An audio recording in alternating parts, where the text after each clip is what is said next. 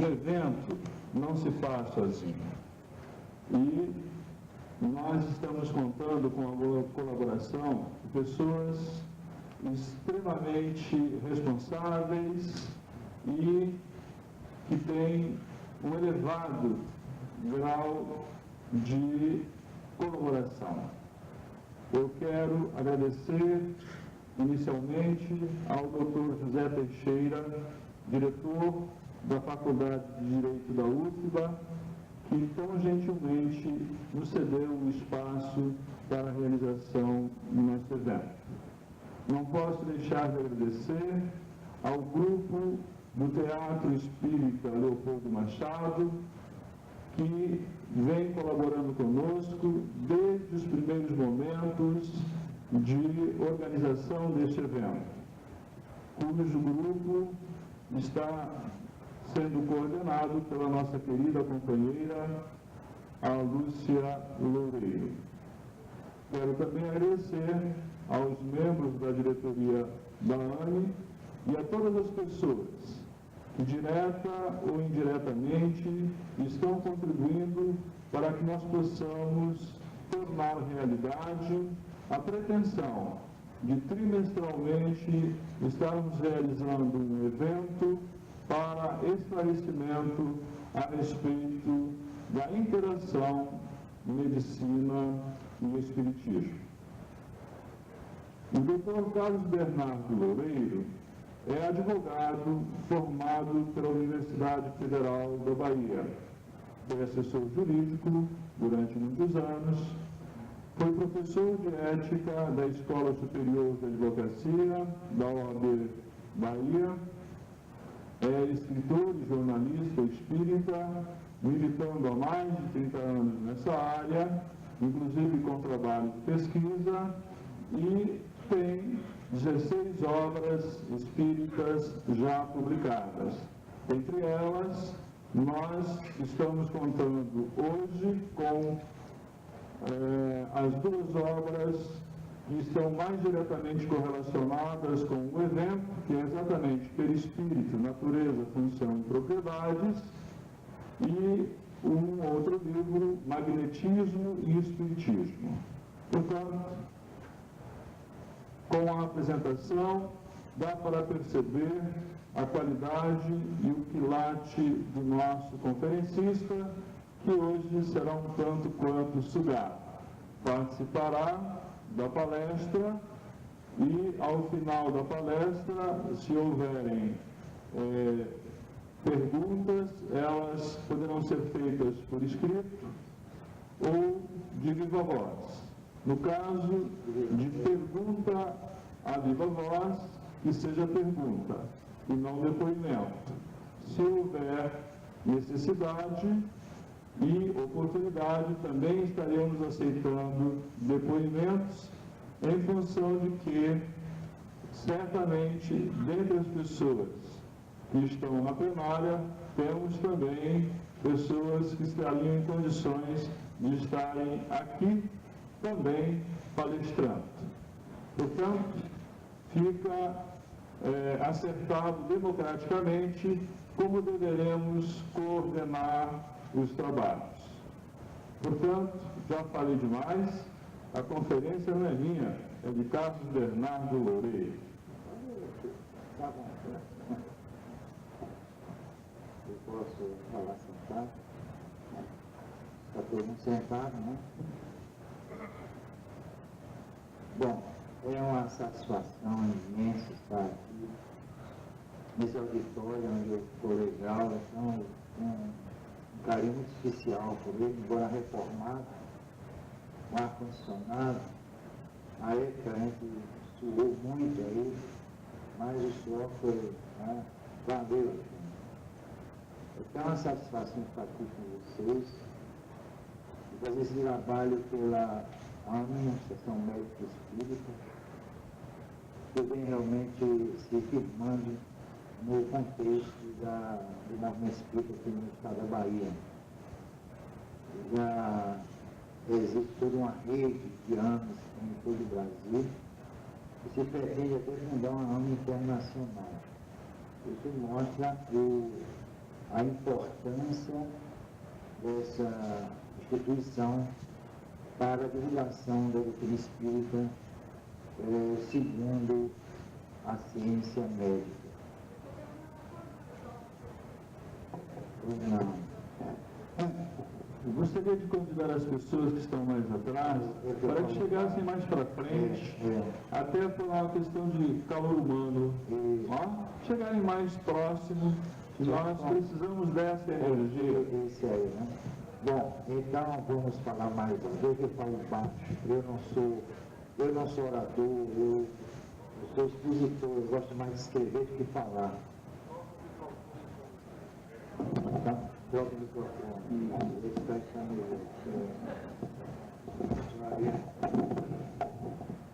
agora melhorou? A voz é que continua a mesma. Bom, então é uma satisfação muito grande. Eu venho fazendo pesquisa há muito tempo. E como vocês viram, eu não sou médico, sou advogado, quer dizer, agora sou bacharel. Né? Já não milito mais, graças a Deus. Né? Milito-se no movimento espírita há muitos anos e venho fazendo pesquisas. E quanto mais nós pesquisamos, mais deparamos com muitas dificuldades. Falta de aparelhagem específica para detectar, por exemplo, algumas emanações fluídicas que vêm do perispírito. Outras não. Então, é uma diversidade, uma diversificação muito grande, para deixar assim bem patente. E entre os autores, como por exemplo, Hipólito Baradic, Eugênio Oxi, Emily Boirac, de Rochat, Albert Dadouin de Rochat, François Deleuze, é uma pleia assim, de pesquisadores que dedicaram ao estudo do perispírito, das manifestações do perispírito, da exteriorização da sensibilidade, da exteriorização da motricidade.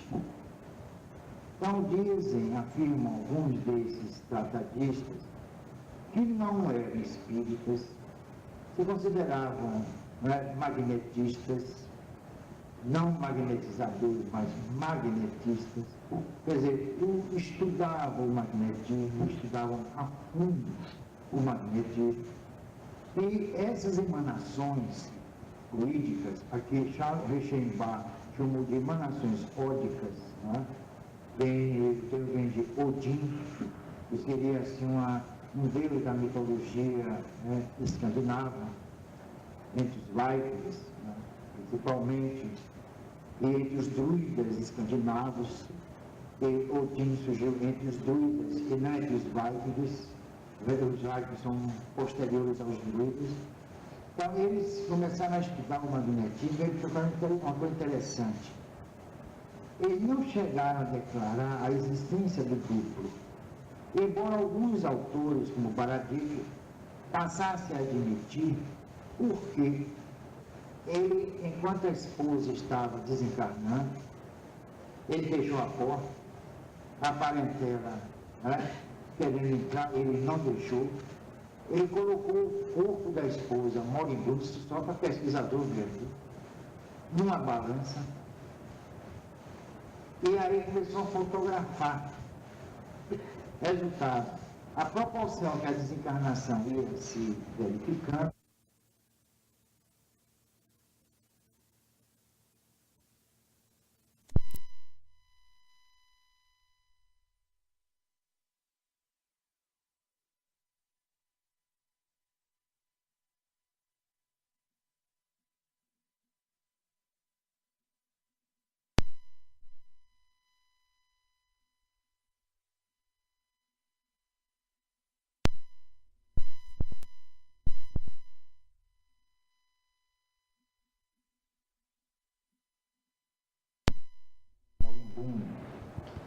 Então, Baradic começou a fotografar e quando revelou revelou as fotografias, foram reveladas, verificou que acima do corpo físico apareceu na primeira fotografia uma mancha, vamos dizer assim, uma emanação, melhor dizendo, luminescente, sem nenhum contorno, sem nenhuma forma. Né? Na terceira fotografia já aparecia nitidamente o corpo fluídico, o chamado por Kardec, que foi Kardec que introduziu na língua francesa a expressão vocal perispírito, quer dizer, é um neologismo na língua francesa, que o perispírito tinha outras denominações, à época, a própria época de Kardec, mas ele deu uma própria, uma específica para o espiritismo. Então, o Baradic verificou que havia um corpo pairando pela fotografia sobre o corpo da Moringa. Isso daí veio revolucionar os estudos sobre o magnetismo. E o próprio Kardec, que também foi magnetista, embora alguém lembre aquele encontro que ele teve com Carlotti, que está em Obras Póstumas, que ele estranhava a movimentação das mesas, que mais tarde Heine chamou de psicocinesia, né? Ou movimentação pode ser anímica ou pode ser mediúnica, e normalmente é anímica, quer dizer, psíquica, vão ter anímico, chamado de empréstimo, né? Ao animismo para classificar a manifestação do espírito encarnado. Então, eu vou falar devagar, porque tem muita coisa, entendeu? Aí vai... E para não se perder, porque há muito termozinho técnico e tal. Aí, resultado, Baradic verificou isso. E aí, houve uma reunião no Instituto de Metapsíquica, em Paris, fundado por Charles Michel, pelo Nobel de Medicina de 1913, houve um encontro, então, entre Gelée, Baradic, Osty e de Rochat. Esse encontro é histórico, que aí estavam realmente os próceres do movimento em torno do processo magnetizador, ou magnetista. Autores que usam um termo, outros estou usando os dois para não haver. Não, mas eu ouvi falar nisso. Não, o termo parece que é aquele. Então, há essa dualidade terminológica. Então, o resultado. Eles começaram a fazer pesquisas. Até que ponto esse corpo, vamos dizer assim, impropriamente, segundo Gelée chama de corpo, ele chama de aspecto aparencial, quintessenciado, nome bonito, né? Aspecto, né? O espectro, aliás, aparencial, quintessenciado. Então, eles começaram a pesquisar para ver até que ponto esse corpo, esse espectro, influenciaria no processo da vida. Até que ponto esse espectro teria importância no processo da vida, desde a evolução, dos primórdios da evolução, até o chamado Homo sapiens, ou Homo habilis, querendo dizer admitir a sapiência do homem. Então, o Homo habilis ou Homo sapiens. Gelée aprofunda, depois dessa reunião, ele começa a especular sobre a evolução das espécies através desse, que mais tarde foi chamado de MOB, né? Modelo Organizador Biológico, e que na realidade, embora Hernando Guimarães Andrade, um grande pesquisador brasileiro, e o próprio Herculano Pires considere o MOB, né? O Modelo Organizador Biológico, como o perispírito, mas não o é. Ele é um instrumento do espírito nesse processo de modelar o corpo físico desde os primórdios da evolução. Então, essa pleia de pesquisadores chega à conclusão da existência do espírito.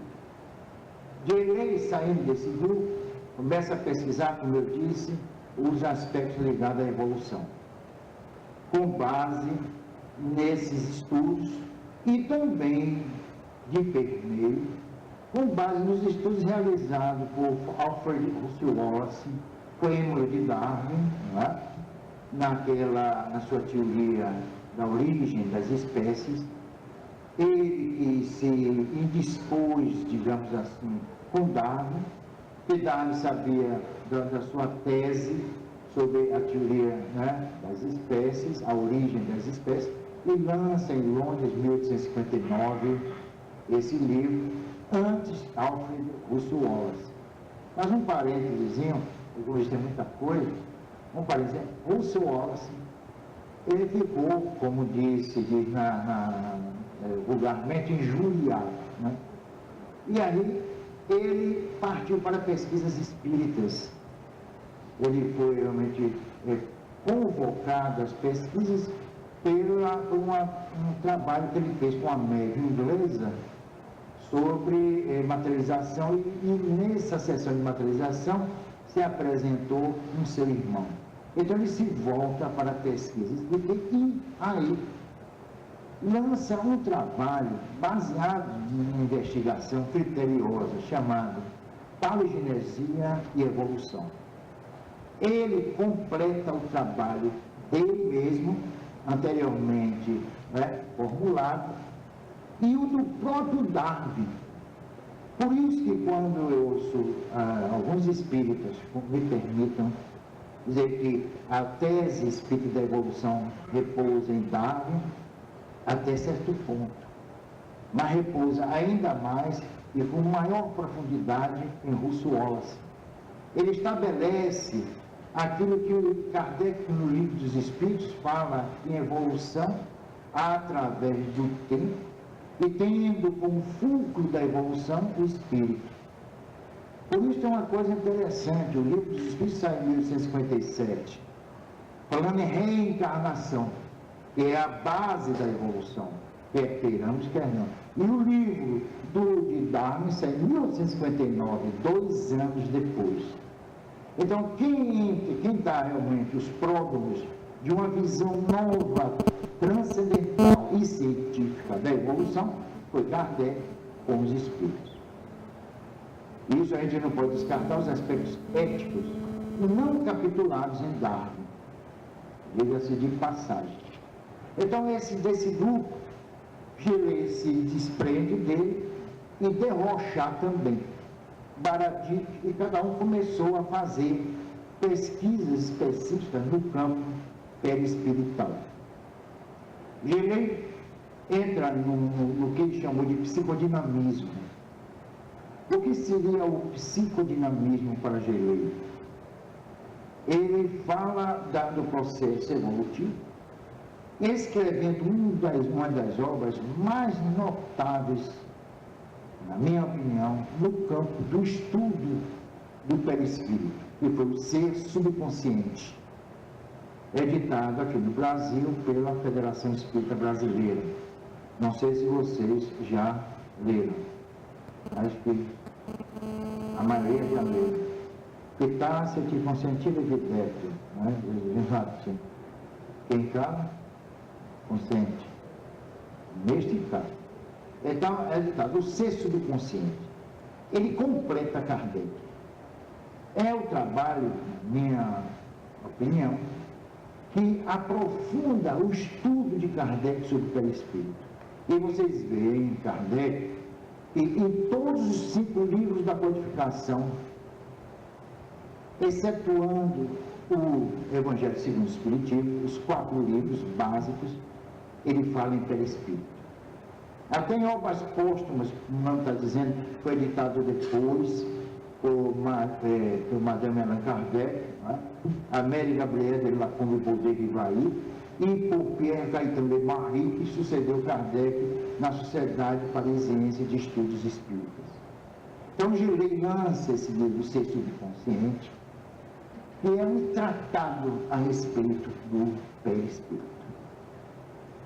Outro grande pesquisador segue, né, das pegadas, diria assim, de Gillet, que foi Gabriel Delany, que escreveu um livro notável chamado A Alma é Imortal, Só há um senão, veja que ousadia de minha parte. Né? Eu, pesquisador terceiro-mundista juramentado, assumido, contestar Gabriel Delano, em que ele diz que o perispírito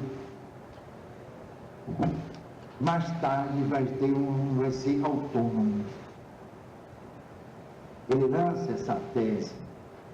Ora, Kardec, na Revista Espírita de março de 1866, diz uma coisa interessante: perispírito não pensa. Está lá. Perispírito não pensa. O pensamento é o espírito. Não é uma secreção do cérebro, nem também uma secreção perispiritual, ou de um cérebro perispiritual, mas do espírito. Por isso que Carlos de Passaí tem um livro notável, que foi editado em 1948, A Evolução. E ele diz, olha, tudo está no espírito. Tudo. Ideias, pensamento, valores, tudo está no espírito. O livro dessa luz foi editado pela Federação Espírita do Estado do Paraná. E nunca reeditado, não sei porquê. É um dos mais importantes livros que eu já li no campo da evolução à luz da doutrina espírita. Então, esse grupo se partiu.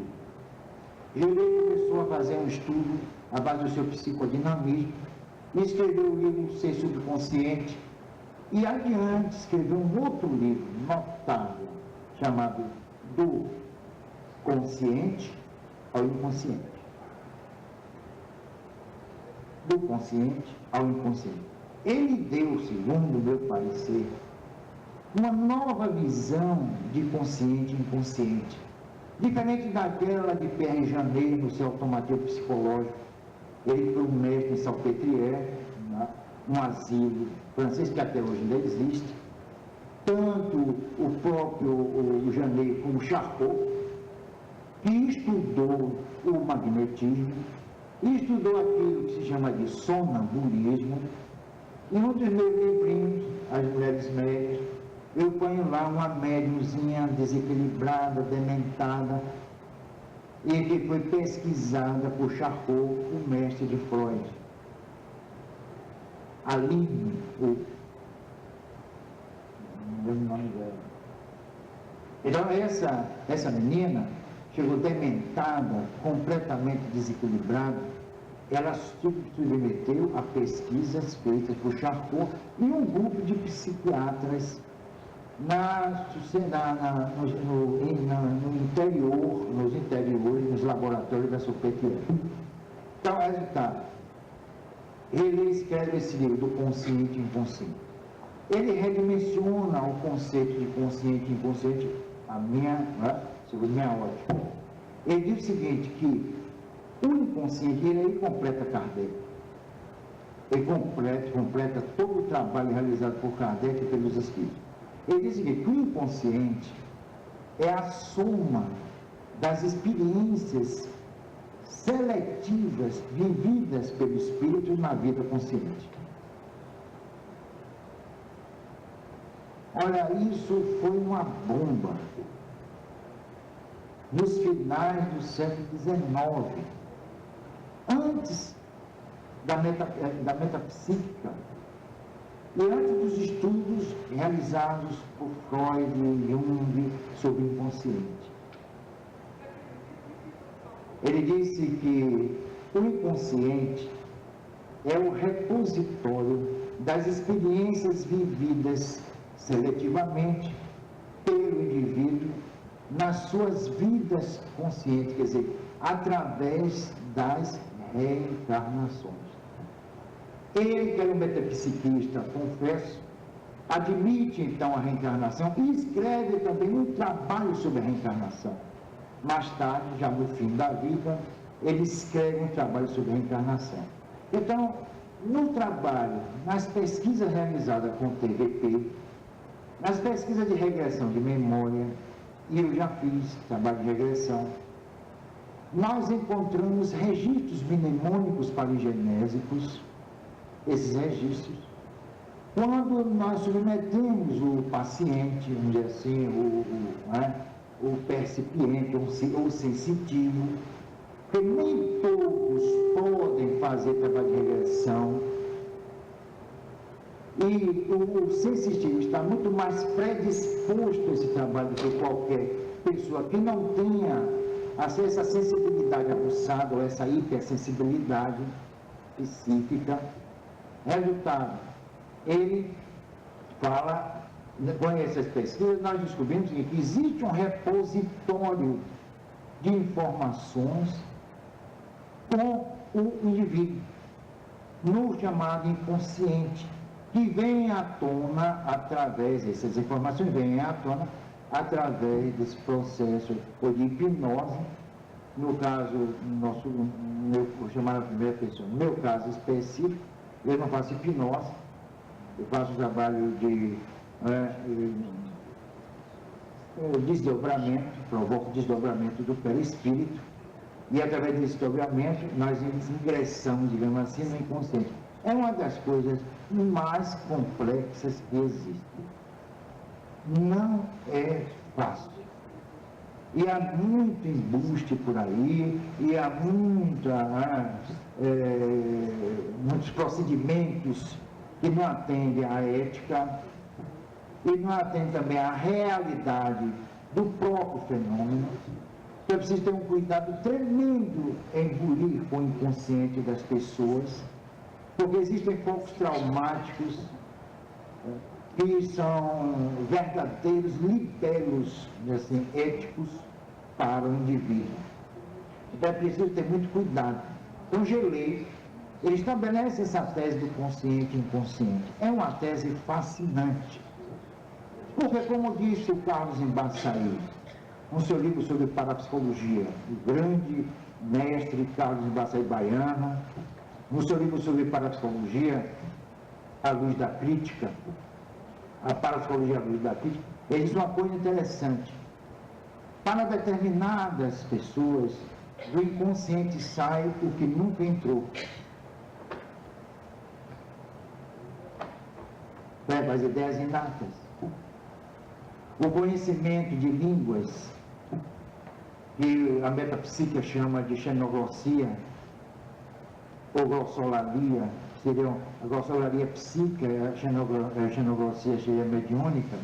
Então ele diz uma coisa interessante, do inconsciente sai o que nunca entrou. E aí é o seguinte, o pensamento não é uma secreção do cérebro. Então ele revoluciona o Gelei, ele revoluciona todos esses conceitos. É claro que ele ficou à margem, porque vocês não estudam Gelei na faculdade de medicina, nem na faculdade de psicologia, nem nos conhecimentos psicanalíticos. Quem é Gelei Vensal? Pouca gente, a não ser quem estuda, quem pesquisa, e dentro do próprio movimento espírita. Gelei, o próprio Rousseau Wallace também, os seus livros, os seus trabalhos não são estudados. Baradi, como eu falei aqui, Osti também. Então, o biômetro, Baradi criou um trabalho, melhor, um equipamento chamado biômetro, em que ele conseguiu detectar a aura das pessoas, antes da quiligrafia. Tanto que tem um trabalho desse sobre esterilização da sensibilidade, que é interessante. Eu já me permiti ler aqui para vocês, um tópicozinho. Outra experiência. Meteu-se uma placa fotográfica na camada óptica, quer dizer, na expansão, né, do fluido,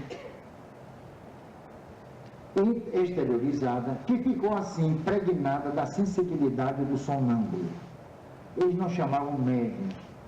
Essa história de percipiente, paranormal, supranormal, isso apareceu depois com a parapsicologia de Heine e Companhia Limitada.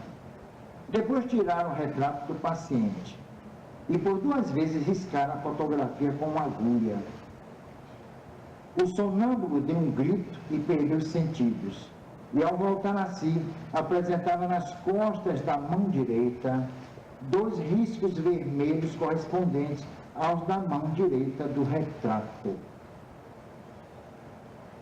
Isso aqui é para se estudar hoje. Mas quem está estudando?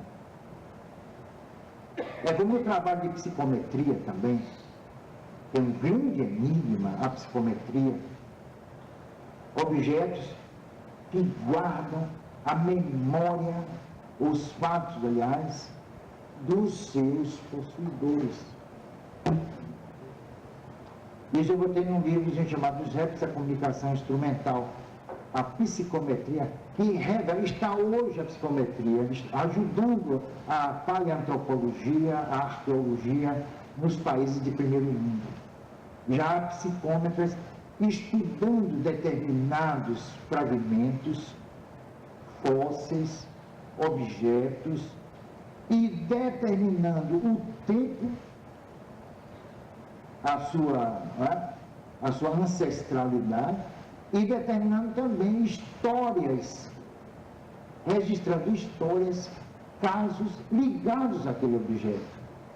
Então, muitos objetos que foram encontrados dentro das pirâmides do Egito, dentro de túmulos nas civilizações pré-colombianas, entre os assírios, entre os caldeus, entre os babilônios, entre os povos de Stonehenge lá na Irlanda, os menires, os megalíticos, eles tocam no objeto, na pedra, e contam a história daquele povo. Isso aí é um enigma. Como um objeto pode segregar uma memória?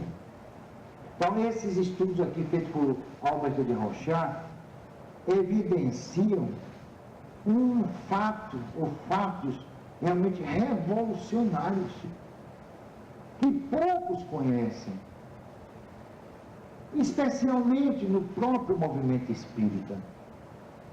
A não ser Hernani Guimarães Andrade, Henrique Rodrigues, poucos vêm estudando, vêm se debruçando sobre esses problemas, ou sobre esses aspectos ligados não somente ao espírito, mas sobretudo sobre o perispírito, porque o estudo do espírito ainda é impossível.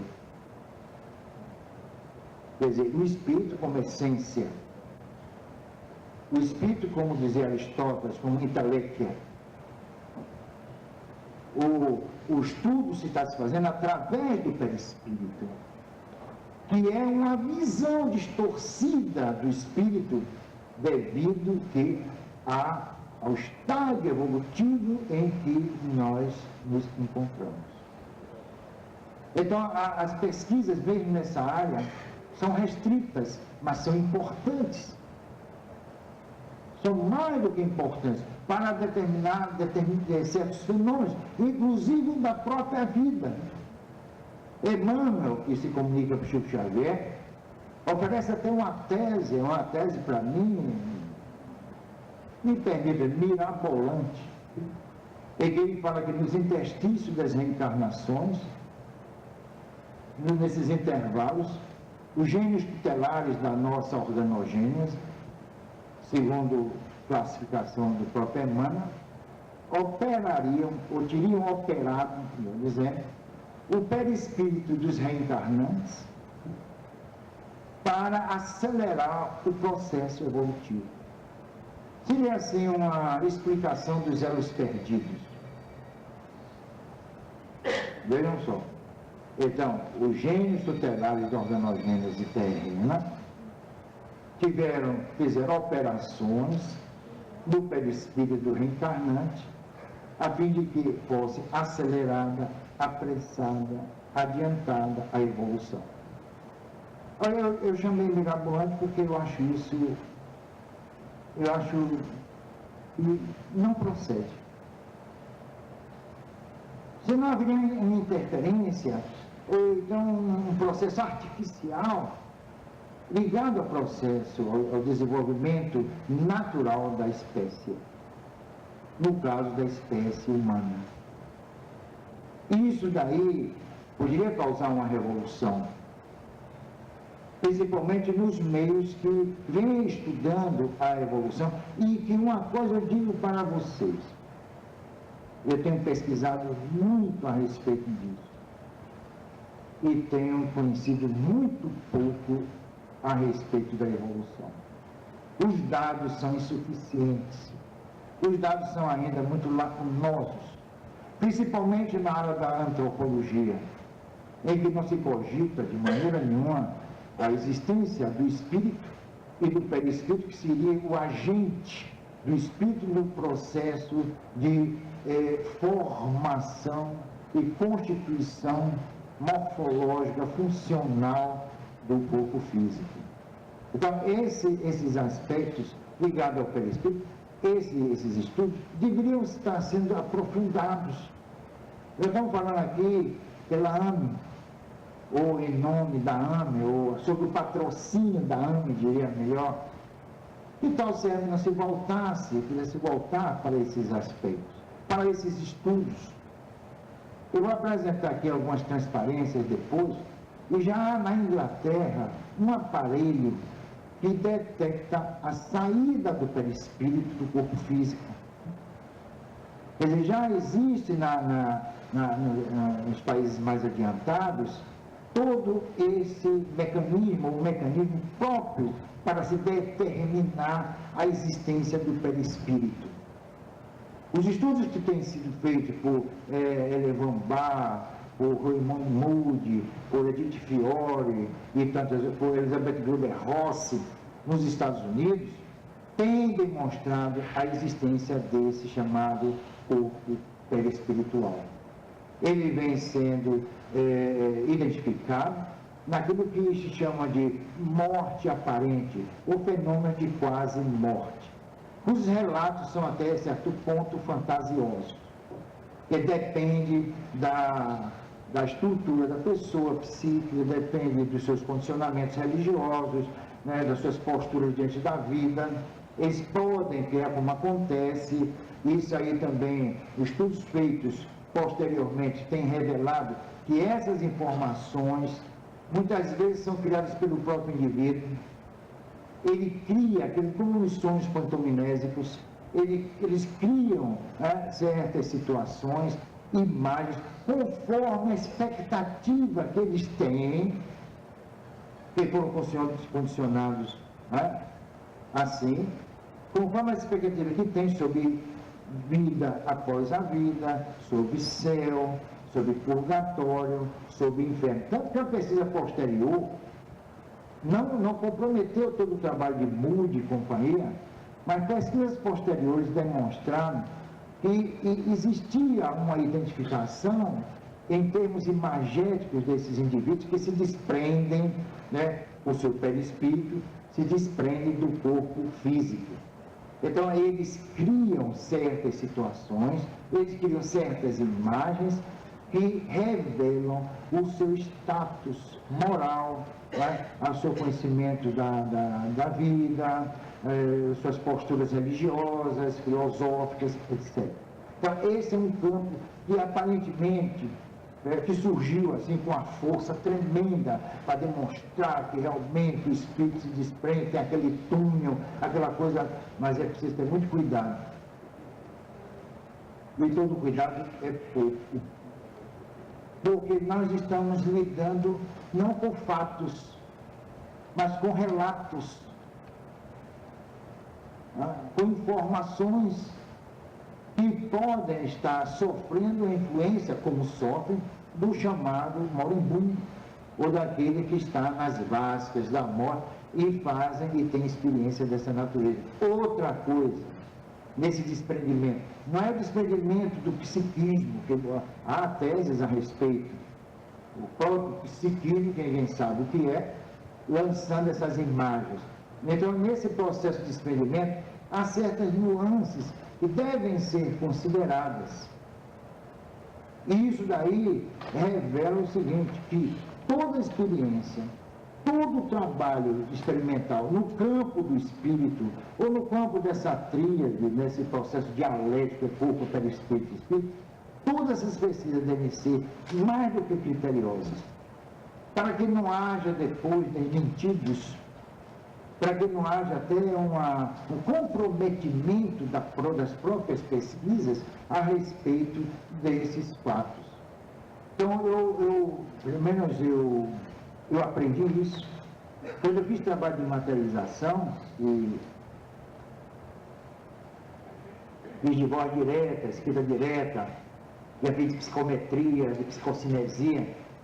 Quando eu fiz trabalho de materialização, eu presenciei algo que talvez, desculpa aí, não é presunção, talvez nenhum pesquisador tivesse presenciado. Veja só que atrevimento de minha parte. O Dr. Ambroise Paré, que é justamente mentor do nosso querido amigo Zé Medrado, quando eu fiz experiências e que eu fui chamado honrosamente de embusteiro, que me colocaram ao nível de William Crookes, né? Me colocaram ao nível de um Paul Givier, me colocaram ao nível de um Oliver Lodge, né? Ele foi chamado também de embusteiro, vejam que honra para mim, né? Resultado, eu verifiquei uma coisa impressionante. Ele disse que ia fazer uma cirurgia em mim, cardíaca. E fez. Tanto que ele só se materializou, assim, o rosto, os braços, uma parte do tronco. E o resto envolto num pano preto que ele pediu que colocasse sobre ele. E ele meteu a mão aqui em mim.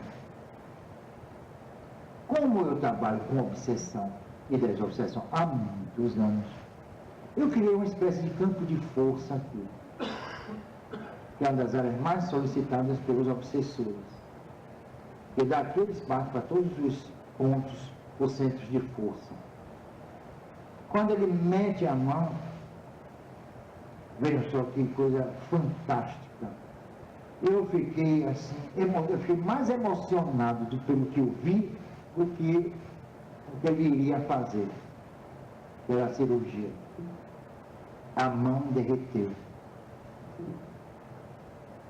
Agora, pasmem, se vocês quiserem, o esqueleto apareceu. Então, em trabalho de materialização, não é como se pensava até mesmo na própria Inglaterra, o ser, o perispírito, porque é o perispírito que está ali se materializando, é oco, não é. Ele tem toda a estrutura do corpo físico. Vê que coisa notável, né? Por quê? Para as próximas reencarnações. É a continuidade biopsíquica, e que para o próprio Gelei, que vai determinar essa continuidade, todo o processo de gestação.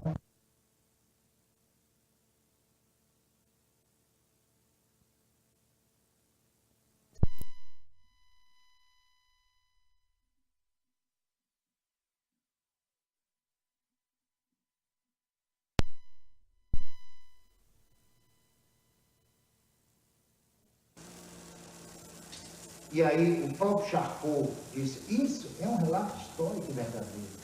Charcot pediu que um espírito do passado, sábio, aparecesse ali, tomasse o corpo, como ele disse, da sensitiva.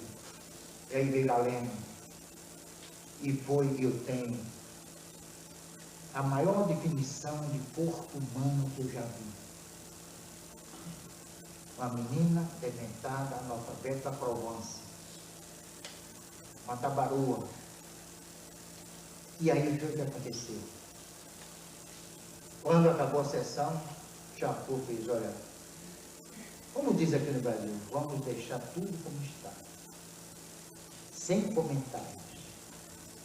Encerrou e fim. Um dos participantes deu apoio político. Um escândalo, que comprometia alguns setores da ciência ligada ao psiquismo, ligados para as doenças mentais,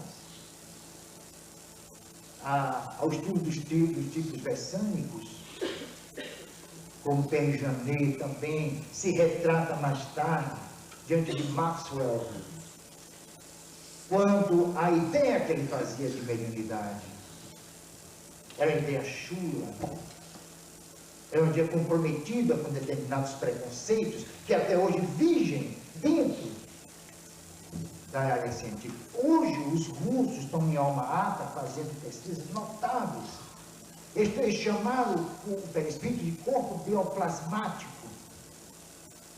E hoje já existem mecanismos, além da máquina Kirlian, do biômetro de Baradick e da máquina Kirlian, já existem equipamentos que já podem detectar toda a aura do indivíduo. Que, como eu disse, pode ser uma emanação do perispírito associada a algo que eu descobri agora. Quando as células estão morrendo, as células do organismo, elas desprendem energia. Aí vem os estudos de Gurdjieff sobre os biofótons. Hoje está estudando o que são os biofótons. Eles descobriram que as células humanas têm luz própria. Isso foi feito com Ercole Erto, um sensitivo italiano, dentro de laboratórios mais do que idôneos, é que se conseguiu fotografar essas emanações luminescentes do corpo físico. Essas emanações luminosas do corpo físico. Ora, como ele procedia? Conscientemente ele não sabia. Ele se concentrava e aí os focos de luz, como o Telecílios, por exemplo, como ele projetava o pensamento, e o pensamento era fotografado. Na Universidade da Pensilvânia, com o Dr. Eisenberg, o Telecílios, de origem grega, radicado em Nova York, fez trabalhos maravilhosos. Ele pensava, mandava que ele pensasse em alguma coisa, ele pensava e conseguiam fotografar. Eu já contei a Júlia esse caso, mas para encerrar eu vou contar aqui, porque é muita coisa para se relatar. Ele mandava que ele pensasse numa cidade, ele pensou na cidade de Dallas, nos Estados Unidos. A cidade de Dallas era caracterizada à época por 3 torres, devido a fumê, torres imensas. E aí, ele pensou, ele mandou pensar numa cidade, não disse que era Dallas. Ele pensou em Dallas. Quando revelar a fotografia psíquica, isso sim que é fotografia psíquica. Porque a gente tem que fazer a diferença de fotografia psíquica, a gente bate um retrato, aparece um espírito ali. A gente tem que levar em consideração vários aspectos, em nível ectoplasmático mediúnico. Nesse caso, a fotografia psíquica é no campo anímico, ou meramente psíquico. Resultado, apareceram 4 torres, mas só existem 3. Aí vamos pesquisar. E aí veio uma surpresa. Que surpresa fantástica. A 4ª torre estava sendo planejada para a construção naquele lugar. Então ela já estava existindo. Então a força do pensamento. Quando nós pensamos, nós construímos. Nós estamos construindo através do pensamento. É a nossa vida verdadeira, a vida psíquica. Por isso que Jesus chamou o perispírito de um espectro aparencial. Porque tudo, na realidade, grosso modo, não filosoficamente falando, nem cientificamente falando, mas espiritualmente falando, tudo é ilusão. E a maior de todas as realidades é a própria ilusão. Por isso que quando nós sonhamos, os nossos sonhos jamais vão se tornar realidade, porque eles são a própria realidade. Porque ninguém sonha com aquilo que não existe. Os nossos condicionamentos são muito fortes, são imperativos, são axiomáticos. Nós só sonhamos com aquilo que existe. ou com aquilo, porque nossa força mental, plástica, idealiza, mas sempre dentro de um processo existencial. Por isso, quando eu tive uma reunião, certa vez, com os ufologistas, aí me perguntaram: Bernardo, você tem alguma ideia sobre essa diversificação de aparência de ETs? Eu tenho. Eles são aquilo que nós pensamos deles. Por isso, sempre eles têm uma forma humanoide. Sempre. Mesmo tem os braços compridos, enormes, os dedões estão lá. A cabeça. E veio só a nossa ideia de inteligência. A cabeça do ET, que é gênio, tem que ser grandona. Porque cabeça grande é sinal de inteligência. Não é? Paraibano é inteligente. Já baiano, não. Já cabeça.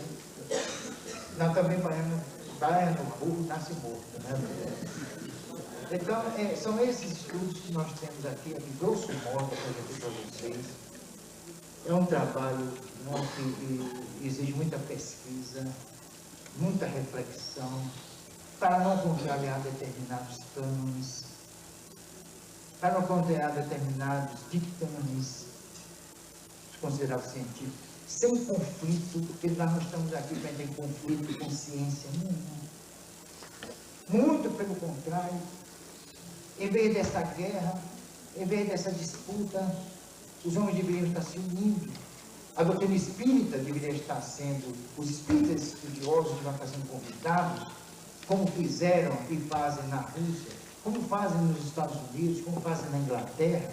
Chega a tal ponto que há hospitais ingleses e americanos onde há grupos de pressioterapia de plantão, grupos de passistas. Isso é uma conquista. Agora, vai ser difícil o homem entrar na era do Espírito. Não sei quando, nem como. As civilizações passadas conseguiram pôr em evidência o Espírito. Nós não. Então, me permitam, posso passar umas transparências? Está tempo? Então, alguém que está pegando. É só para ilustrar, não vou, senão vai ser outra conversa em cima dessa conversa. É só para dar uma ideia a vocês do perispírito, aqueles que ainda não tiveram oportunidade de estar em contato com os temas. Ali é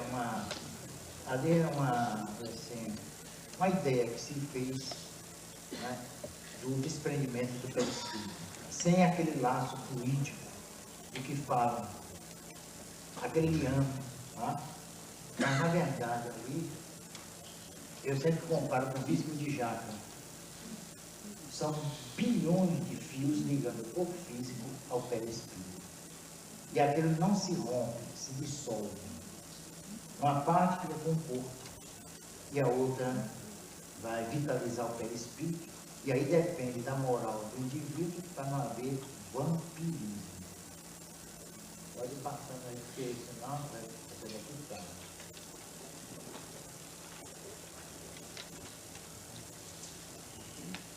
Essa é a ideia que os egípcios fizeram. Eu falei de frontal para não distorcer a imagem.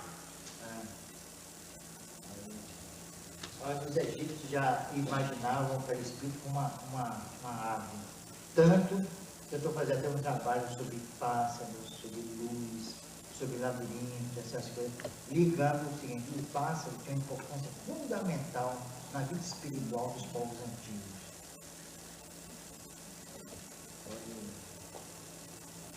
É ligado mais assim a cabala.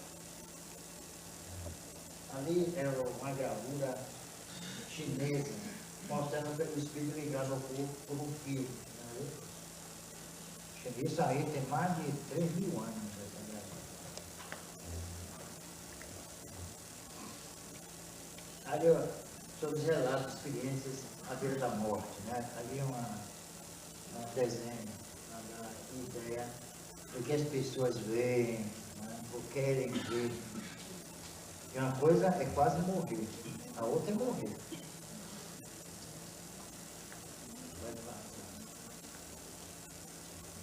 Aí, sentindo o corpo tornar-se rígido, de modo que a gente astral tem a constante sensação de que não consegue comandar os braços, as pernas, mas o sentimento de desespero diminui quando o corpo espiritual se separa por completo do físico. Aquelas pessoas que têm experimentam aquela sensação, que está dormindo, de repente, como que acorda, parece que está morrendo, você está entrando, você está saindo, está aquela sensação estranha, esquisita, o corpo fica pesado, quer levantar a perna, não consegue. Esse estado crepuscular entre a saída do corpo físico e o seu desprendimento total. É aquele estado intermediário. Vocês já experimentaram essa sensação? Entende já. Aí a experiência viajante acaba se sentindo ansioso, distanciar-se demais do corpo físico. Isso influencia na mediunidade. Há pessoas que têm a mediunidade assim, limitada pelo medo. Pensa que vai acontecer como os entrantes, vocês vão ver aí. Essa é uma tese que apareceu nos Estados Unidos dos entrantes. Aí a lei da extensão intercorporal varia bastante de certos viajantes amedrontados pelas circunstâncias extraordinárias, conseguem apenas filtrar ligeiramente. São pessoas que realmente se afastam quase nada do corpo físico. E aí experimentam sensações desagradáveis. Uma delas, para acordar exausto, parece que não dormiu, a cabeça pesada. Isso aí é provocado também por isso, entre outros fatores. Isso aí, o corpo astral, parece imponderável, sem substância. Sobre a percepção não tem comparação, talvez possua mesmo cuidado. Eu vou ter ali sobrenatural, porque vocês estão lendo, não? Eu vou ter sobrenatural porque o texto. Agora, sobrenatural não existe. Porque a gente não sabe o que é natural, quase não sabemos, quanto mais o sobre. Isso aí é a problema da penetrabilidade do perispírito. Ele pode atravessar qualquer obstáculo, mas há espíritos ignorantes que não sabem. Aí vem uma porta fechada, não ultrapassa. Quando chove, ele fica debaixo das marquises passando aqui. São os condicionamentos. Chega lá e diz, não, sou espírito, sou imortal, posso atravessar tudo, eu sou um super-homem, posso ver tudo à distância, posso me locomover como uma máquina da velocidade da luz. Não é assim, não. A ignorância ganha tanto que a ignorância, a fonte maior da ignorância do espírito foi ele ter construído as colônias, que é uma continuidade da vida terrena, não é? Tem sopa, tem transporte, tem ministro, tem ditador. Nosso lamento são 300 anos lá no poder, morto. Tem tudo. Tem vida política, social, tem tudo. Né? Tem menina de rua, tem velho de rua. Tem aposentado. Aliás, aposentado é o maior contingente. Eles estão matando os aposentados. Esse aí é Ernesto Miller. Escreveu a própria experiência em Deus das Almas. Agora ele fez isso e depois se matou. Pegou uma carabina, botou aqui no remo. Então ele experimentou isso. Outro também experimentou isso, foi um pioneiro no campo da projeção do corpo astral, foi Edgar Allan Poe, aquele autor do Corpo. Ele fez um trabalho notável e foi o primeiro a fazer de uma forma trochmostra, como diz os franceses, a regressão de memória. Ele tem um ponto baseado num trabalho de regressão que ele fez com a moça, com a jovem. Isso é 1843, isso é a imagem acima, olha, essa é a concepção que as pessoas têm de como o espírito se desprende do corpo, do perispírito. Ele senta, passa outra terceira vez. ele levanta, se senta, ele senta e sai andando, como se não tivesse laço não. Ali está também essa concepção da ligação do perispírito ao corpo físico. Ele é o seguinte, dando Jackson Davis, esse artigo, ele diz o seguinte, o espírito sair, formar uma bola imensa e sai pelo coronário. Não é pelo umbilical, é pelo coronário. É ali chamado chakra coronariano. É por onde sai o espírito. Ele sai, e aí, acho que a outra figura mostra isso. Né? Olha lá, tá vendo? Ele fica em pé, ali entre aspas, né? Porque a sensação que a pessoa experimenta, segundo alguns relatos, é realmente muito, vamos chamar de esquisita. A pessoa não, quando a pessoa está desencarnando, ela não está percebendo isso. Aí é que está. Ela não percebe. A transição, como o Kardec fala, é uma coisa assim, muito, quase mais percebida pelo indivíduo. Tanto que muitos pensam que não morreram. Não é? Muitas pessoas acham que o espírito sabe tudo, do outro lado sabe não. Eles voltam. Eu tenho fotografia, eu tenho mais de 300 transparências. Tem uma coisa interessante, o sujeito foi visitar o pai no cemitério e chegou lá, botou flores no túmulo, tudo direitinho. Quando ele volta para casa, o sujeito bate uma foto, atrás, no banco de trás, o pai está lá repimpado. Estava voltando com ele. Frederico Filho, né, fez um trabalho de materialização em Belém do Pará, com da Otília de ouro. E aí o que aconteceu? Ele ofereceu a filha materializada, e o que eu fizer da Federação Espírita Brasileira, ofereceu a filha, o perispírito materializado, chama assim, e ofereceu um buquê de flores. E aí, quando eles voltam ao Rio de Janeiro, e tem Belém do Pará, Ana Prado, não foi Otília, foi do Uberlândia, Ana Prado. Quando eles vão, tiveram uma vontade de ir ao cemitério. Eles falaram, o cemitério, a gente já sabe que o espírito não está ali, nós tivemos contato com a nossa filha, mas a esposa, não, eu estou sentindo vontade de ir lá.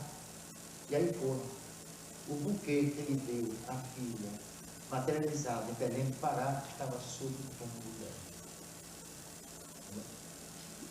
Expliquem isso. Por sinal, a partir dessa segunda-feira 8, eu vou estar na Rádio Itaparica, FM, 91.3, 8h30 da manhã, com o seguinte programa, Explorando o Desconhecido. Assistam, não percam, prestigiem.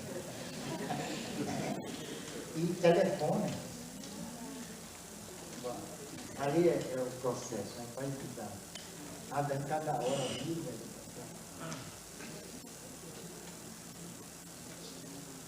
ali é o fim dele. Ali o homem, o perispírito nu. É o jump do perispírito. Pode passar.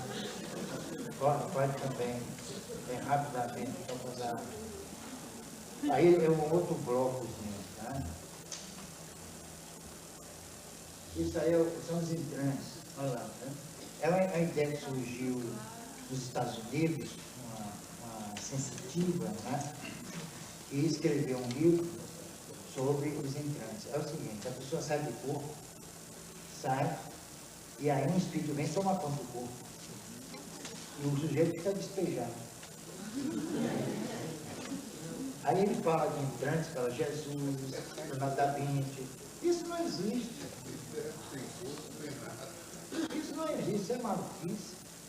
Isso teve sucesso nos Estados Unidos. Depois ele ficar na bobagem de. Né?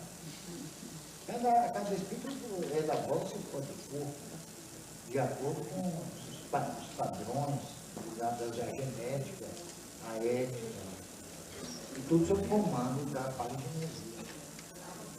Aí é o seguinte. Ali foi um incêndio que houve nos Estados Unidos, na cidade de Chicago, nos Estados Unidos. Quando bateu um repórter de um jornal, bateu a fotografia, os desencarnados estavam ali. Ali é perispírito. Estão vendo aí? Ali não é projeção do ego subliminal, não, do jeito Frederico Maia. Ali eram indivíduos, são eles, que estavam morrendo no incêndio. Por qualquer motivo, se desprenderam do corpo, deve ser por seus auspícios de alguma falhança espiritual, e aí, isso aí é um processo de materialização, repara o rostozinho ali, ó, se formando.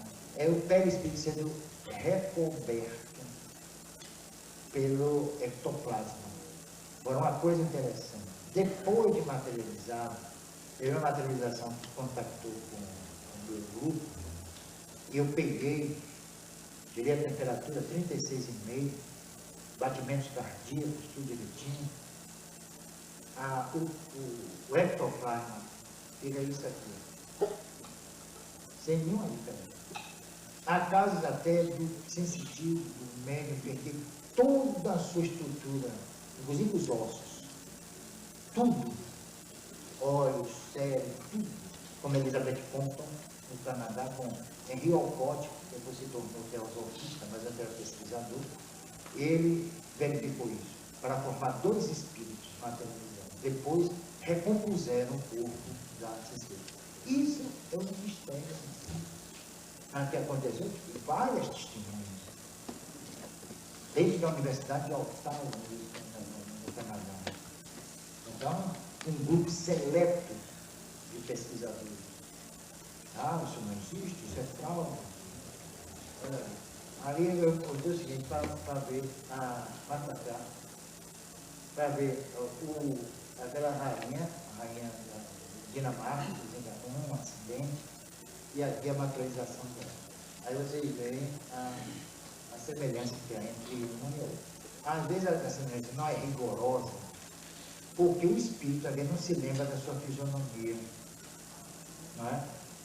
Se alguém diz assim, você se descreva, porque os pintores faziam o autorretrato, mas com espelho, então com o retrato dele. E às vezes a pessoa não se lembra. Por isso que pensavam que ia haver fraude, que o espírito se materializava e tomava de empréstimo o rosto da médium. Mas Kate King, com Hilda Scoops, em vez de tomar o rosto da médium, ela tomava o rosto de uma pessoa que participava do encontro. Não podia ser ela. Né? As duas representam dois clones.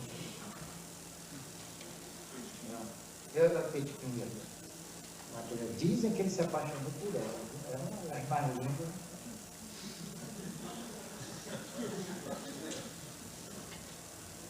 Ali é para mostrar uma coisa interessante. A lição trabalha em parafina. O espírito vem materializado, mete a mão na parafina fervente, ebullição, depois tira e mete na água fria. Depois desmaterializa a mão e sai aquela luz. Aí alguém duvidou. Aí o Richer chamou o descrente, fez, agora você vai botar a mão nessa parafina aqui fervente. Se o senhor conseguir tirar a mão, o senhor vai botar na água fria. Você já sabe que ele não botou mesmo. Agora, essas luvas elas têm uma estrutura como a do ovo, a casca do ovo. Qualquer coisa ela parte. Então, tem todo aquela, quando o espírito desmaterializa a mão, ela cai no fundo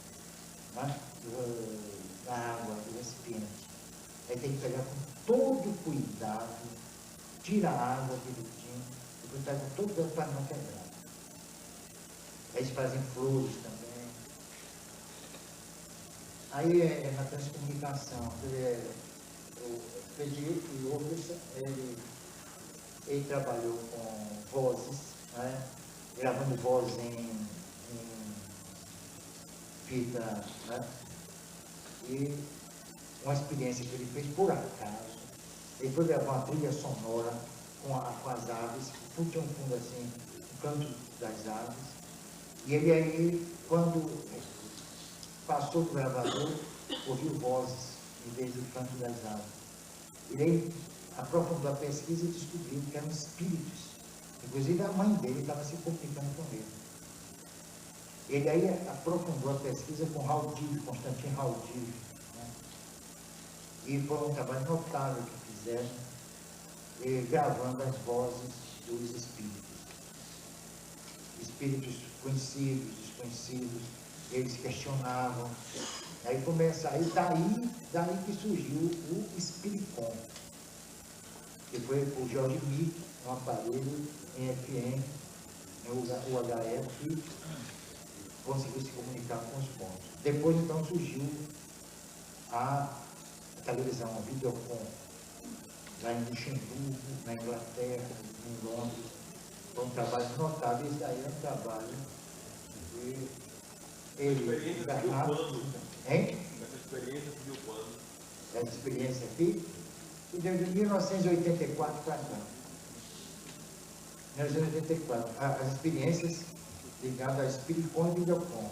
Experiência de gravadores é de 1974. De lá para cá, muita coisa tem acontecido. Aqui no Brasil, infelizmente, ninguém conseguiu nada. Eu sei porque eu tive assim um entrevero, né, com uma pesquisadora paulista, através da revista Reformador, de onde eu sou colaborador. Eu critiquei porque eles acham que não há necessidade de um médico de ectoplasmia para que o fenômeno aconteça. E o próprio Jorge Mick, que já desencarnou, só conseguia trabalhos com o rádio, enquanto o Mills, né, que era o seu John Mills, o seu operador, estava encarnado. Quando ele morreu, acabaram as gravações. Ele até se voltou para a pesquisa no campo das curas paranormais. Ele se desgostou e aí fez um trabalho notável no campo das curas paranormais. Esse aí é um vendedor de fantasma, realizado com o parapsicólogo norte-americano, Benson Hedden. Eles, eu ia falar em caçadores de fantasma, né? Pois bem, ele conseguiu com esse aparelho detectar determinados focos energéticos em casas vazias ou não. Então, em determinados pontos da casa, há certa energização. Agora, é preciso saber se ali é um espírito ou se é um outro processo, né? Como, por exemplo, energias telúricas liberadas, ou então energia de animais, ou energia das plantas. Então, é preciso ter, tanto que foi descoberto a consciência nas plantas através do aparelho chamado polígrafo, né? E que descobriram, então, que a planta tem sensibilidade e tem um processo de telepatia também, se comunicam conosco. E nós queremos comunicar com ela. Eu sei que isso é fantástico, né? Mas é verdadeiro. Isso foi feito por Cleve Braxton, nos Estados Unidos, com polígrafo. Sabe o que é o polígrafo? Detetor de mentiras. Vou contar rapidamente agora. Desse aí rapidamente e agora. Talvez fosse interessante, como nós vamos ter uma sessão de aprofundamento, onde ele vai voltar a falar sobre magnetismo, e logo seguindo nós vamos fazer a mesa redonda. Quem sabe essa pergunta poderia ser logo em seguida. Tá? Em função do nosso horário que avançou um pouquinho mais. Tá? Vocês vão e voltam. Só um minutinho, por favor, que eu tenho aqui algumas coisas para acertar com vocês. Para a sessão de autógrafos, o Adenauer Ferraz já está conosco ali assistindo aqui a palestra do Carlos Bernardo, e ele estará autografando o livro dele, assim como o Carlos Bernardo estará à disposição para autógrafo dos livros. E eu gostaria quero convidar vocês para... Primeiro eu quero dar uma notícia. O doutor Ildefonso do Espírito Santo não desencarnou, não, hein? Porque Ildefonso não está aqui, né? Aí está todo, cadê Ildefonso? Cadê Ildefonso? Ildefonso está em São Paulo, nós fomos para o Mednesp e ele ficou lá fazendo alguns contatos, está fazendo da AME Sergipe, que vai falar sobre medicina, ciência e espiritismo. Teremos também o Fernando Antônio Lins, que é presidente da AME Pernambuco, que vai nos falar sobre bases antropológicas do Espiritismo. Estamos contactando com um sociólogo que vai nos conversar a respeito de fundamentos sociológicos do Espiritismo. E na parte da tarde, nós teremos uma outra palestra teorizando a evolução biológica com o Dr. Luiz Erlon Rodrigues. Todos o conhecem, ele é um dos nossos maiores pesquisadores na Bahia, professor titular de Bioquímica da Universidade Federal da Bahia. E o Erlon estará conversando conosco a respeito, teorizando a evolução biológica. Logo em seguida, nós vamos fazer uma mesa redonda com a participação dos 4 palestristas. Então, a nossa proposta será sempre assim: uma sessão de palestra e logo em seguida o aprofundamento na mesa redonda, como nós vamos fazer hoje também. Quero convidá-los também para, em novembro, o curso sobre perispírito e mediunidade, quer dizer, a sequência dos nossos estudos sobre perispírito. E nós estamos trazendo o Sérgio Felipe, de São Paulo, que é um dos maiores... Do magnetismo. O que é o magnetismo? Vem da expressão magnética. Mas, Kardec, até 1857, não por base dos espíritos, houve toda uma movimentação a respeito do magnetismo. Desde 1813. Quer dizer, isso depois de Mesmer, né? Depois de Agripa, depois de Paracelso, né? Depois desse conjunto, desse grupo de grandes pesquisadores do magnetismo, apareceu um pesquisador chamado Justino Fermi. Ele fez pesquisas e publicou um livro, não sei se vocês conhecem, Evidente de Prévost. Ele saiu, esse livro em 1828. A Evidente de Prévost é a Friedrich Rauch, é uma alemã, e ela demonstrou a ele, Justino Fermi, que é pioneiro no campo da pesquisa laboratorial em torno do magnetismo, conquanto nós também ressaltemos as pesquisas de um Barão de Potet, de um François Deleuze, de um François Coulomb e tantos outros dentro da Sociedade de Magnetismo de Paris, mas ele se saiu maravilhosamente bem, porque contou com uma das maiores sensitivas, na minha opinião, já reveladas no mundo físico. O trabalho de Friedrich Rauch era notável. Ela exercia uma influência fundamental em tudo que havia à sua volta. Isso faria a delícia, né, de Heine, que tanto procurou pesquisa sensitiva, só encontrou um dos grandes sensitivos americanos, foi Ingo Swann. Mas esse Ingo Swann terminou entrando no terreno e para nós da fraude. Então, essa Friedrich Rauch demonstrou um magnetismo fantástico. A força magnética dela era tão grande que ela conseguia arrancar de uma parede um prédio imenso só no exercício da sua vontade. Isso é psicocinesia. Mas não aquela psicocinesia rotulada por Heine, que é sempre movimentação de objetos, como Kardec também foi contato com a psicocinesia, que é um dos capítulos do magnetismo, quer admitamos ou não, com as mesas girantes. Quando Kardec entra em contato com as mesas girantes, ele fica numa situação de espectador. Ele vai analisar o fenômeno. Por que as mesas giram? Foi a grande pergunta. Ele dizia, ele não tem vida própria. Como elas giram? E giravam não apenas em função da posição dos dedos, da sensitiva, da médium, sobre o seu campo, ela girava sozinha. E mais uma coisa importante, ela respondia às perguntas das pessoas. Chegava a botar até um lápis num dos pés, mesa de galo, pé de galo, são 3 pés, um dos lápis na ponta da mesa, e ela escrevia, ela se equilibrava na ponta do lápis, que deveria quebrar pelo peso da mesa, e escrevia páginas notáveis. Esse processo foi estudado por Kardec, e aí a resposta que ele conseguiu foi que a mesa participava do fenômeno. E aí, quando eu estudei isso, eu vi, porque minha barbinha de molho, né? Avantajada, ela nada de mim, é avantajada. Então, eu procurei analisar a questão. Por que a mesa participava do fenômeno? Pelo magnetismo. O que Kardec disse muito propriamente e terminou com muitas querelas dentro das pesquisas realizadas pelos magnetizadores.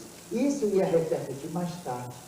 Ele chamou de fluido cósmico ou fluido universal, que é uma denominação usada pelos hinduístas.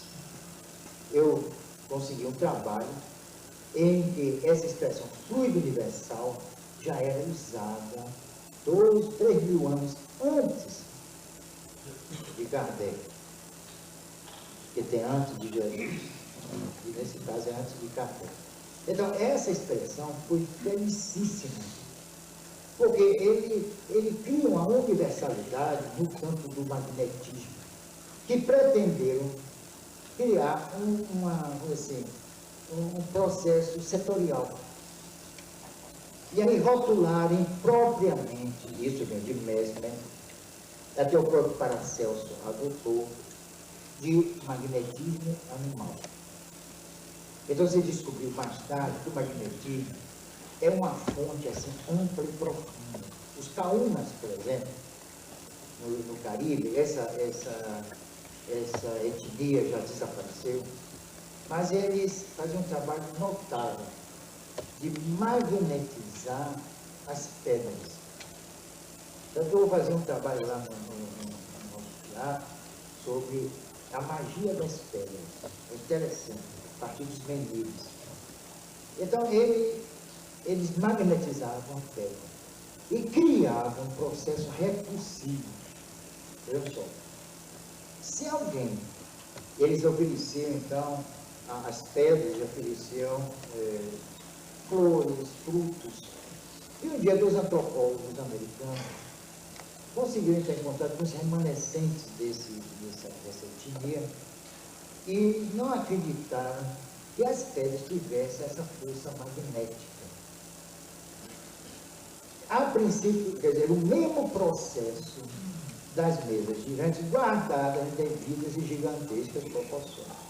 Quando eles tocaram a mão na pedra, eles foram jogados longe. Aí os índios, né, os caunas, achavam que aquilo ali era a pedra que estava repelindo o intruso. Mas, na realidade, era a força magnética que estava agindo em função de uma força magnética chamada opositora, manifestada aí mesmo só. Aí eu fiquei realmente pasmado. Não é pasmo, não. É pasmado. Eu fiquei, porque a força magnética das pedras não era aquelas apenas da vontade expressada pelos caunas. Aí vocês vão ver isso num livro chamado Pensamento e Vontade de Ernest Bolzano, quando ele fala da ideoplastia. Era a própria energia da pedra, estimulada pela energia do homem, que também se manifestava. Aí justificou-se, então, o processo das mesas girantes, em que a energia de que se compunha a mesa de qualquer maneira, e isso precisa aprofundamento, participava do processo. Isso é notável. Que mostra uma coisa interessante, o fluido cósmico ou universal, de que se compõe tudo que está sobre a face da Terra e a própria Terra. Então, esses estudos iniciais de Kardec, ele não chega a aprofundar, mereceriam, me permito aí a sugestão, mereceriam uma pesquisa mais essencial desses fenômenos, para que possamos entender que é realmente o processinho da vida. Então, vejam só que coisa interessante. A gente chegou com todos os estudos do biofoto, da filogênese, esses pesquisadores verificaram uma coisa muito importante, é que tudo que há visível, e de acordo, vamos dizer assim, mais aprofundadamente, de acordo com os sentidos, de acordo com a nossa capacidade sensorial, tudo que existe é energia. Por isso que, grosso modo, houve quem dissesse o seguinte: matéria é energia condensada e energia é matéria liberada. Então, esse processo precisa ser aprofundado. Até que ponto nós somos parte desse contexto? Até que ponto o corpo físico, o perispírito e o próprio espírito são produtos desse fluido universal? Vocês viram uma coisa na mediunidade, por exemplo. Kardec disse, a mediunidade é orgânica. Olha, tudo que eu leio, tudo que eu estudo, eu submeto, me permito submeter ao crivo da razão, da minha razão, do bom senso, da lógica. Ele dizia, a mediunidade é orgânica. Chegou-se a pensar, o magnetismo animal, quer dizer, deram uma ideia de que o magnetismo seria um processo orgânico. E não é. A rigor, não. Por quê? Porque a mediunidade orgânica, na realidade, ela tem a sua gênese no espírito. Porque é o espírito que constitui, que elabora o perispírito e o corpo físico. Logo, na realidade, pelo menos na minha realidade, o corpo físico é a extensão do espírito. Tá? O corpo físico, ele é uma extensão do espírito. Logo, a mediunidade se projeta no organismo. Ela se realiza no organismo, mas a sua fonte é psíquica. Aí eu entendi porque Kardec falou que a mediunidade era orgânica. E nessas minhas modestas especulações, a gente chega à conclusão que o perispírito também é a projeção do espírito. Já que ele não pode agir in natura dentro dessa dimensão, e nem tão pouco dentro da dimensão imponderável, onde nós existimos, me permito dizer, perispiriticamente, ele projeta esses dois elementos para sobreviver no plano físico e no plano chamado transfísico. Isso quer dizer, pelo menos a mim, eu disse, que o espírito, nós ainda não sabemos que dimensão está o espírito. Se uma dimensão, assim, endógena, entre aspas, dentro do perispírito, ali existe, então, um espaço, vamos dizer assim, tridimensional, ou não, onde vive o espírito.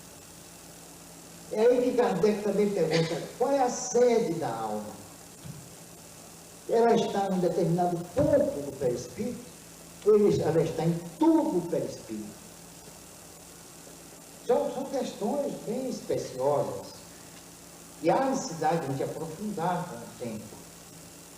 Porque uma vez uma pessoa me disse, olha, Bernardo, eu não acredito nessa questão de perispírito e corpo físico, porque 2 corpos não podem ocupar o mesmo espaço ao mesmo tempo. É a física que diz isso, ainda diz? Acho que diz, né? Ele disse, quem foi que disse a você?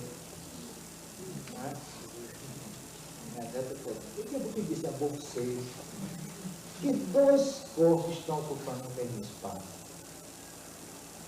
O corpo tem seu espaço específico e o perispírito dele. Entanto, isso é verdade, ele tem uma mobilidade tremenda. Não só nos fenômenos de dupla vista, nos fenômenos de monição, nos fenômenos de pré-cognição, que ele se desprende um pouco do corpo.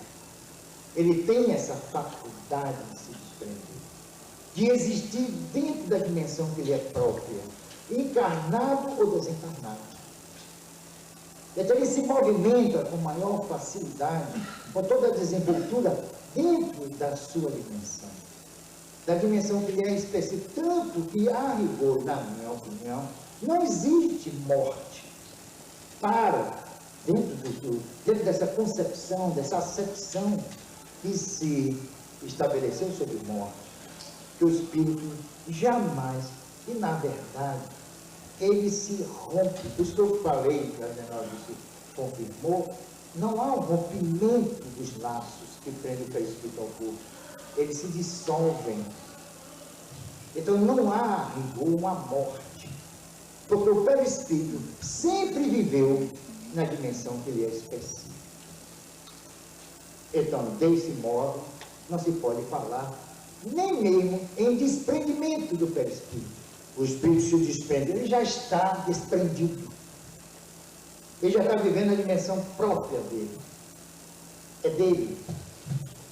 Bom, disse até que existiria uma espécie de autonomia, corpo, perispírito e espírito. Não há. Eles são até determinado ponto monolíticos.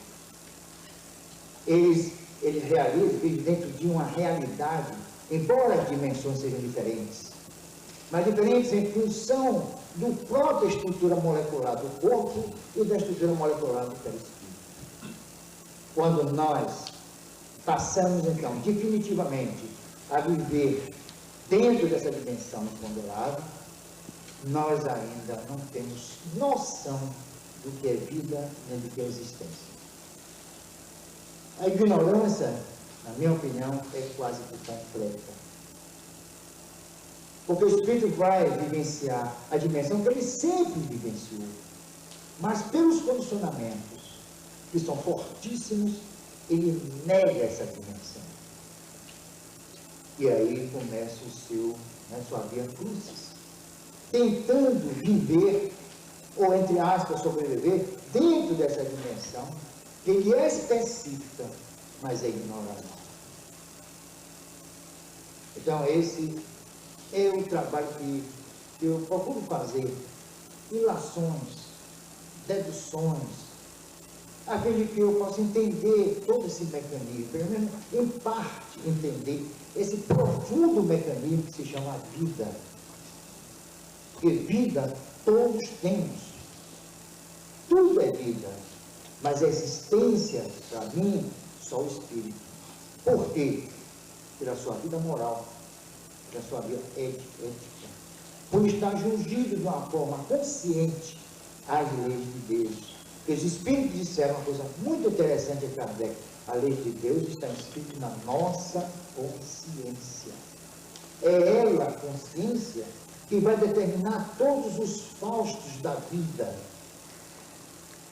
E fazendo esse processo seletivo de apreensão das experiências vivenciadas na vida de relação.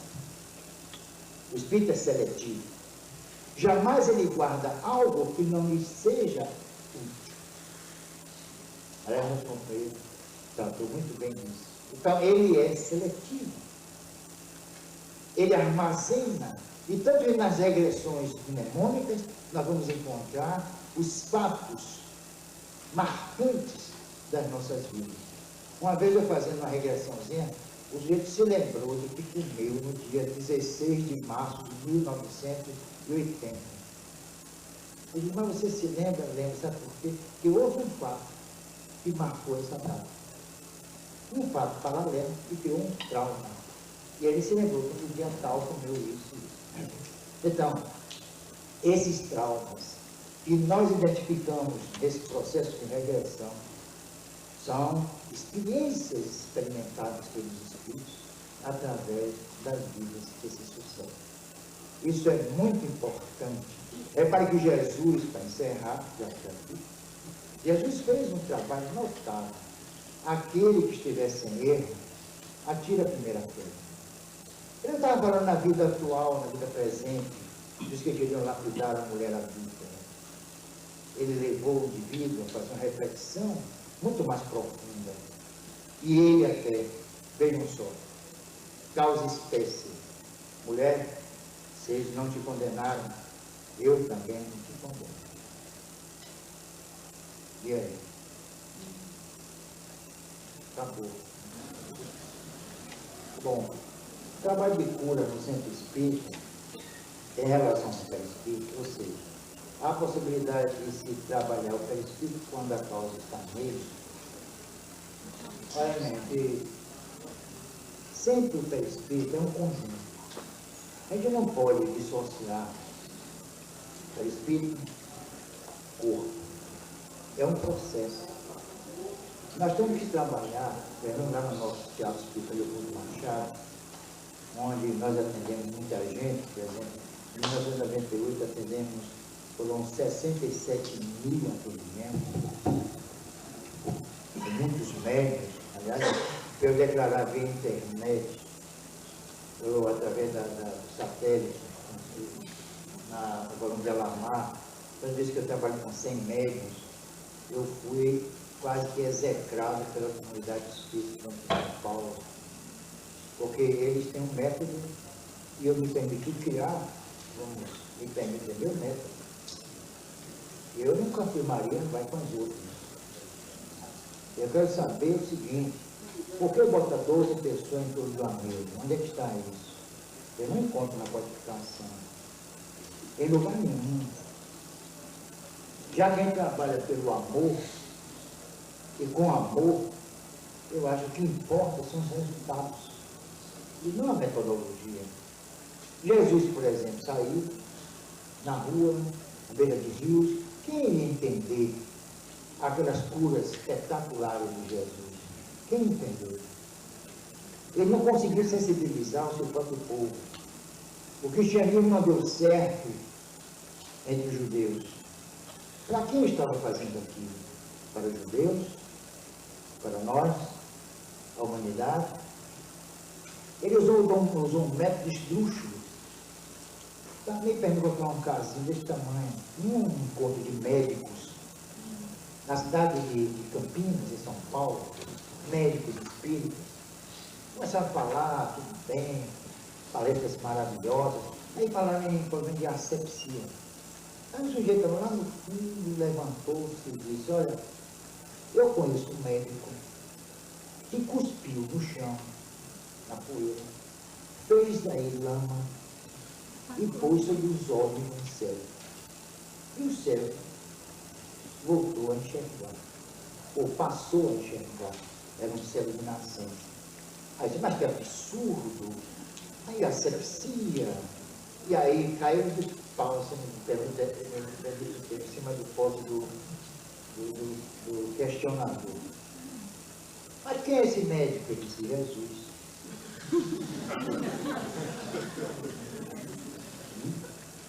Então, o que foi que fez efeito aí? Foi o barro misturado com o Cristo? O amor. É isso que nós temos que estudar. Amor não no sentido apenas de sentimento, mas de energia. E que energia poderosa é o amor. Então, o que nós fazemos lá é um trabalho com o indivíduo como um todo, e não especificamente pelo espírito do corpo físico. Uma certa feita apareceu uma pessoa lá, uma menina de 14 anos, completamente subjugada. pelo Espírito. Ele vociferava pela boca da menina. Era uma coisa, um quadro assim, terrível. Pessoas até lá acostumadas a lidar com obsessão ficaram até com medo. Eu olhei fixamente a menina e pedi aos Espíritos, em nome do amor, que mostrasse aquele obsessor. E eu vi. Lá estava ele. A fisionomia completamente transtornada. Era um monstro. Aí eu pedi para ver mais. E aí eu consegui penetrar além daquela aparência. E vi um ser sofrido, desesperado, aflito, clamando por amor e por compreensão. Então ali estava apenas a aparência. Era o perispírito transformado pelo ódio. Mas ao mesmo tempo era o perispírito onde se pulsava o amor. Amor e ódio como se fossem duas coisas distintas, como se fosse o polo negativo e positivo, e não são. Eles se confundem, eles se identificam eletivamente, como dizia Goethe, porque dentro desse processo, por mais paradoxal que possa parecer, o homem vai entender-se e entender a vida, e entender Deus. Deus é amor, disse João. Agora, nós precisamos descobrir Deus através da inteligência. Cultivar a inteligência para entender outra inteligência. Por isso que Ele nos deu a oportunidade, é a minha opinião. Jesus disse, vós sois deuses. Ele me deu a oportunidade de falar por mim, eu posso falar por todos. E também ser Deus. Por isso que Jesus disse, muito propriamente, eu e o Pai somos um. Nós também, porque nós somos eternos. E muita paz com isso.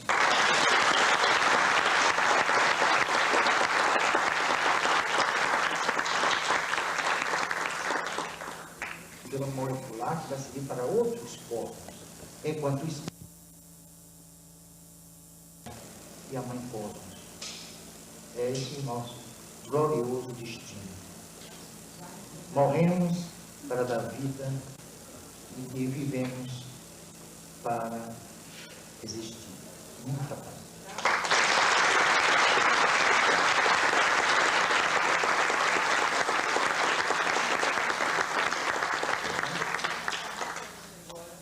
Vamos perguntar rapidamente agora. Deixa aí rápido e agora. Talvez fosse interessante, como nós vamos ter uma sessão de aprofundamento, onde ele vai voltar a falar sobre magnetismo, e logo seguindo nós vamos fazer uma mesa redonda. Quem sabe essa pergunta poderia ser logo em seguida. Tá? Em função do nosso horário que avançou um pouquinho mais. Ah?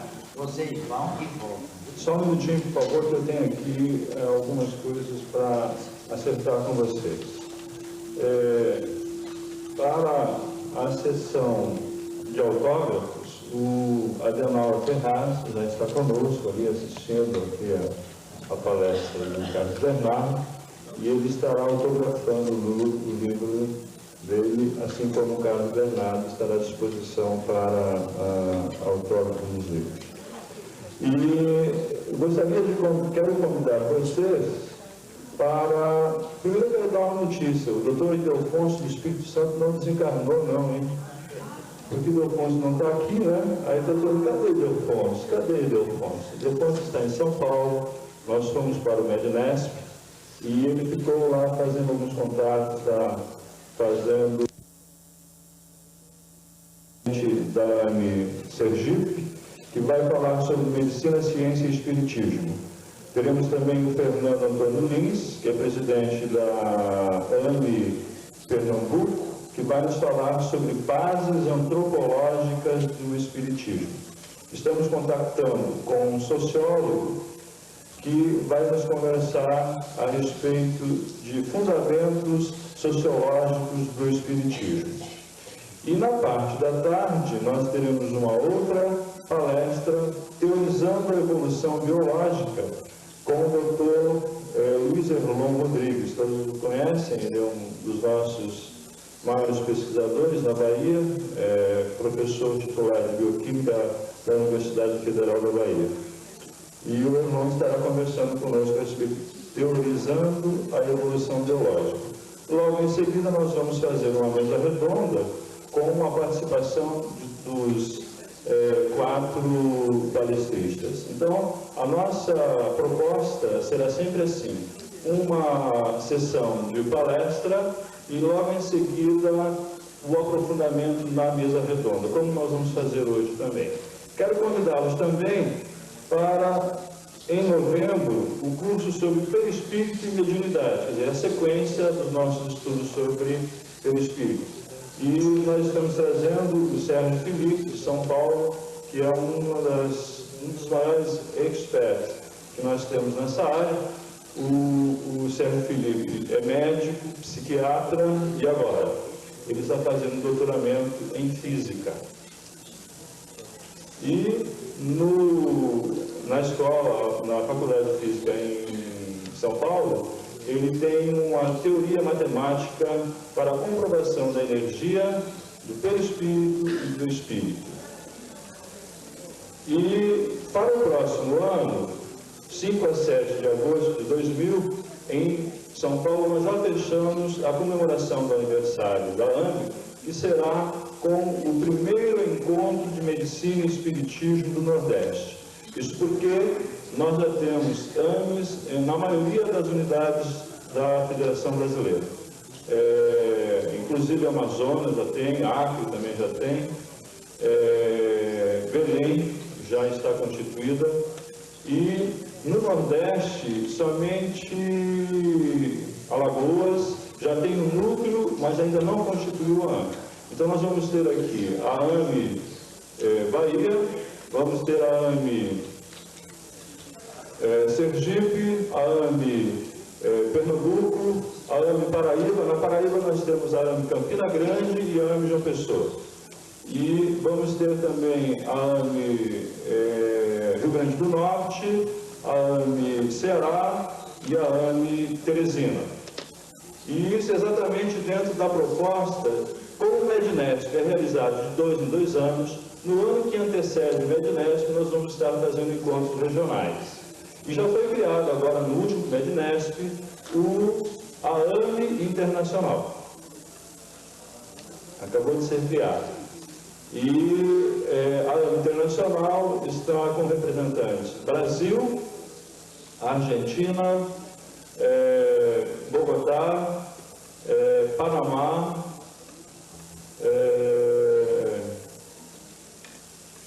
do outro lado, Portugal, devidamente associados, que assinaram a ata de criação da AME Internacional. E tem núcleos no Japão, na Alemanha e outros aqui que eu não lembro, para não prolongar muito. E na solenidade de encerramento, lá em São Paulo, nós tivemos a presença do nosso mentor, o patrono das AMEs, que é o nosso querido Bezerra de Menezes. Pois bem, no nosso encontro Nordeste, nós estaremos discutindo como tema central visão de uma medicina biopsico-sócio-espiritual.